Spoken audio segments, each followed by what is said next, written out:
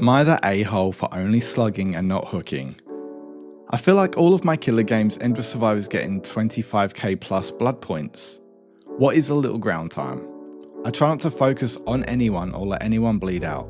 I just really like chasing people and hitting my hatchets. And I don't really care for sacrifices, especially when I'm playing Survivor. But I can see why people would get frustrated. A lot of perks are designed around hooks and getting carried and stuff, and hanging out on the ground isn't fun, but I don't puppy guard slugs at all. And it's not really my fault the other survivors don't come pick you up. So to start with, I think this one really comes down to context. Like, why are you slugging and not hooking? I mean, yeah, as a survivor, it's not fun to be left on the ground to bleed out and do absolutely nothing but crawl around. I mean, who wants to be laying on the floor for the next 4 minutes when you could be lobbying up for your next game? So I think if you are doing this just for fun, then it might make you the a-hole here. I'm sorry. But on the other hand, for reasons like survivors bringing perks that are just strong together, like flip-flop, boil over, boon exponential, and power struggle, it could be a different story. See, a lot of people use this build and they like to use like Macmillan or Eyrie of Crows for it, where they go to the very top of the building and they get downed. They've got the flip-flop and boil over, probably boon exponential already up. And then by the time you've picked them up as a killer and you've jumped all the way down from the top, with boil over you get like a bonus in your wiggle progression from the distance of that drop. Which pretty much means that sometimes killers find it extremely hard to get that survivor to a hook. And look, admittedly, I have used this build and I have been slugged for it, deserved. But if there's no other reason as to why you're slugging and just leaving survivors on the floor than just to have fun, then I apologize, but it kind of makes you a bit of an a-hole. I'm sorry. Am I the a-hole for camping a hook during endgame? I'm kind of new to DBD, 100 hours, and I'd say that I'm not bad as killer.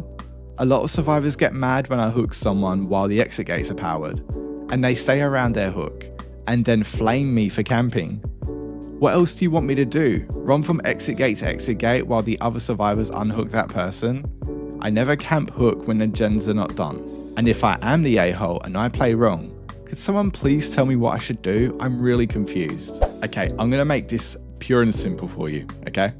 Camping your hook at endgame once the exit gates are powered does not make you an a-hole. Now, I don't play killer much, but I think it's okay if all the gens have popped and let's say the killer has one survivor on hook, right? I think it's okay for them to camp that last hook. They need to find a way to secure a kill. As a killer, you want to walk out with at least something, you know, and even if that is just one kill, walking out with one kill is still something for a killer. Like, it'd be a different story if you were sort of camping / proxy camping a lot earlier into the game. So let's say 5 or 4 gens remaining and you were proxy camping, because let's be real, if you're proxy camping, you're most likely going to tunnel them. And that kind of sucks. But in all honesty, you're not the a-hole for securing your kill at endgame by, you know, watching your hook. But no, in all honesty, it doesn't make you an a-hole for securing your final kill once the exit gates are powered. And I mean, the anti-camp feature works up until all gens are popped anyway. So if it's been disabled once all the gens have popped, there has to be a reason for that. But if you're looking for some extra funnies, I'd bring Blood Warden. Am I the a-hole for immediately DCing against toxic survivors? Because I know that if I'll play, I'll get tilted and not have fun. I'm not very good at the game and I only just got back into it. Like, I don't mind losing, but when the survivors are clearly just trying to be dickheads, I'll just leave, watch YouTube for 5 minutes, and go again, or just play a different game and hop off. I feel bad, but at the same time, I'm just trying to vibe and I don't want to waste my energy getting tilted over nothing. Okay, in my opinion, this is kind of a tough one, because I don't think it makes you an a-hole for just DCing if you're not having fun. But I do think that if you're finding the game is getting quite frustrating and you are getting tilted from it, or you're not finding it enjoyable, then yeah, maybe you should probably log off and find another game to play. And that's not me saying you should quit Dead by Daylight. That is just saying that at the time, if you're finding it too frustrating and it's getting you very tilted, find something else to play to take your mind off of it, something else that you can enjoy. It doesn't even have to be a multiplayer game. You can play a story game like, I don't know, Resident Evil, because I like Resident Evil. I mean, personally, I rarely DC. Like if I'm in a game with a killer that's just playing really odd, or I'm being slugged or tunneled for absolutely no reason, just hook me. I can move on to my next game, whatever. But even if I am being slugged, then yeah, I'll just pop some music on in the background, wait till I bleed out and go on to the next. But in saying that, I do know that some people would prefer to just move on to the next game and like at their own will. So obviously by DCing, they can do that whenever they want to. So I'm not sure if it does make you an a-hole by DCing, but I just think that if you're finding a game quite frustrating, you're really not enjoying yourself, then try and focus your energy into a different game. But it all goes back to that one overused saying, you win some, you lose some. Am I the a-hole DBD edition? I'm playing as a survivor, 2 teammates are dead, and there are 4 gens left. I'm getting chased for a while to buy time. I find the other survivor hiding close to shack, most likely waiting till I die to get the hatch. Killer is still following, and when I find them, I'm feeling salty. I point them out and get them killed. Am I the a-hole? Okay, so this one is quite tough without full context, because on one hand, I want to say, yes, you are the a-hole, but on the other, I want to say, no, you're not. If the other survivor hasn't been contributing to the game, they haven't taken a hook, a chase, or even just taken a hit for you, then it doesn't make you an a-hole for pointing them out. If they're literally just hiding in shack or in a locker or just in a corner of a map, just moving around so they don't get a crow above their head, and then you find them doing that, no, you're not the a-hole. But if the other survivor has been contributing to the game, let's say they've taken some chases off of you, they've taken some hits for you, or they have actually been trying to work on the gens, even though it's very rare that with one person being chased and one person doing gens, escape rates, I would imagine, would be quite low. So yeah, once again, it does all come down to context, but like I said, you're not the a-hole if they are doing absolutely nothing to help you or contribute to the progress of the match. But you are the a-hole if they have actually been trying to help and do things like take chases, take hits, and all of those sorts of things. Like I said, context is key, and without that context, I can't really determine who really is the a-hole in this situation. So let's just go over 50-50. I don't know.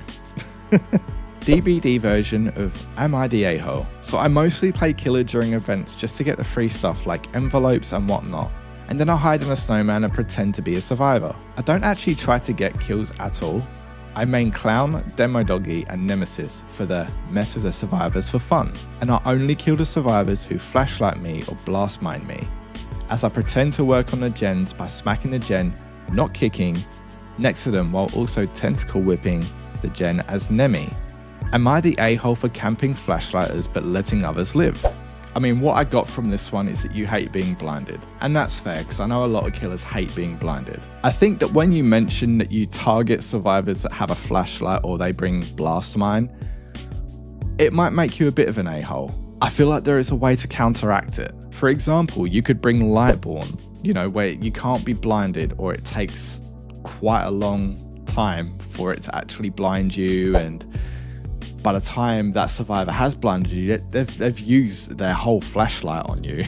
Now, flashlights can be quite strong when placed into the hands of a great survivor.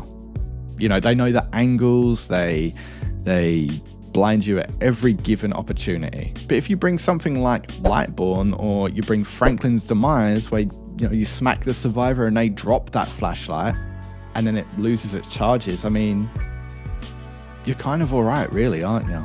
So yeah, tunneling / camping a survivor for using an item that's part of the game, you might be a bit of an a-hole.